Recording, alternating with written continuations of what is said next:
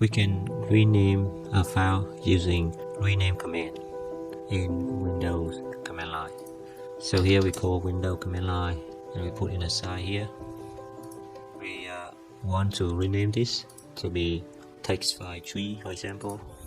So we just call rename. We can firstly see at the help of it. So rename is just rename file or files. So the syntax is just file 1, file 2. And we can choose rename, or we can choose the function name is just REN. So REN, and then the file input, and then the new file name.txt. So we're gonna got a new file for that file here. So that's kind of pretty simple to use. Rename, it can be rename or it can be REN.